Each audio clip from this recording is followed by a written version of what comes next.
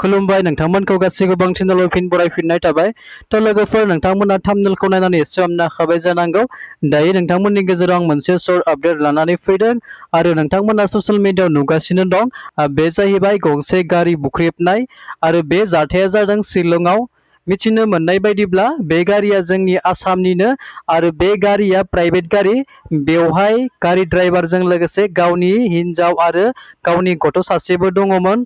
नाथाय बे समावनो हरखाबनो शिलंआव जोंनि आसामनि गारि नुनानै ग्लासआव जाय जेरै हागौ बै गोसोम ड्रेस गाननाय मानसिया बुना होफैदों।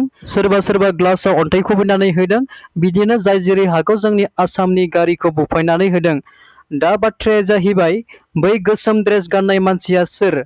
बिसोर जाहैबाय खासि स्टुडेन्ट इउनियन। बिथांमोना सरकारनाव माखासे गावसोरनि लुबैनाय बायदि दाबि खालामदों आरो मावफुङैनि थाखाय बिथांमोना गोसोम फ्लेग आरो गोसोम ड्रेस गाननानै बाइक रेलि खालामदों। आरो बे बाइक रेलि खालामबाय थानाय समावनो बिथांमोना आसामनि गारि नुब्लानो ग्लास बुफायनानै होदों, सेफायनानै होदों।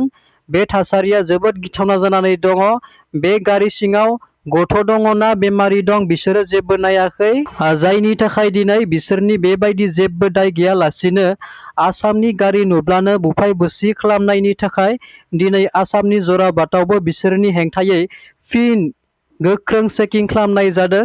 माने बेमारि एबा पेसेन्टनि अनगायै गुबुन गारिखौ हाबनोनो होआखै। मानो होननानै बुङोब्ला खासि स्टुडेन्ट इउनियन बिथांमोना बेबायदि जेबो दाय गैयालासेनो आसामनि गारिखौ बुफाय बुसि खालामनाया जोबोद गोरोन्थि जादों। सरकारनाव गावसोरनि लुबैनाय बायदि जा दाबि खालामनो गोसो खालामोन, नाथाय बिब्दि आसामनि गारि नुब्लानो बुफायनो नाङामोन। बियो जोबोद इनाय जादों आरो दायो बिसोरनि बेफोरबायदि खालामनायनि थाखायनो जोंनि आसामावबो बिसोरनि हेंथायै उल्थायै रिएक्सन होनायखौ नुनो मोनदों। लोगोफोर सोरबाफोर नोंथांमोना दासान्दि शिलंआव बेरायनो थांगोन होननानै सानदोंब्ला थाङियानो मोजां। दासान्दि सिचुवेसना मोजां नङा, जोबोद गाज्रि थासारि जानानै दङ।